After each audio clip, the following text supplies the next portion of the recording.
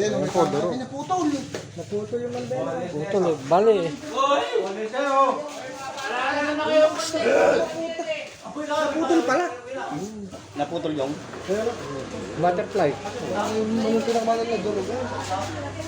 Ang lakas yung tama niya na ayot na. Wala, matuloy takbo. Dumaba pa raw eh. Nag-Superman pa. Lasing ba, lasing?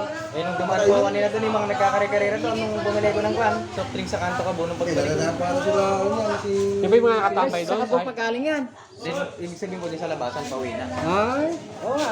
May testing. Sino ba yung mga nakatambay doon? Yung mga nakatambay doon? Okay, marami po sila kanina. Kaya nga. Mga taga dito. Tunatamba. Nakainom. Nag-inom daw ako kay Dante. Ilang taon na ba yun? 15 po siguro. 15. Ngayon, magpapahinog siya. Hindi lang hinugaan yung barang. Alam mo nga, bulalo yung kwan eh. Bali daw eh. Grabe oh. Ang bata kasi yung pagtutukan pagdating. Dati nila eh. Nakainom. Kuya, wala yung susi niyan. Dito sa likod. Ang ibig sabihin na ibaling pa niya. Ito ko kumakasya kaya doon. May tao? Hindi, siya lang ang ano yung...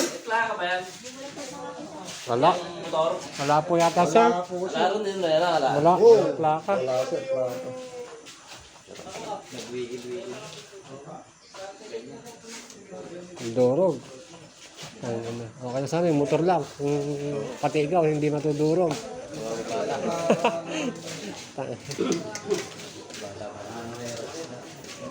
Ang di ba yung madurog ang motor, wag lang sana ikaw. Nako, kaya lang kasama siya.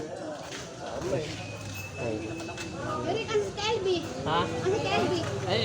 Ang motor. Oh. Hindi na nervyos.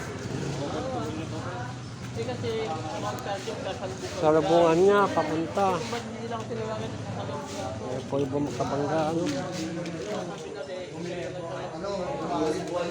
Sabi ko si Eric kanina.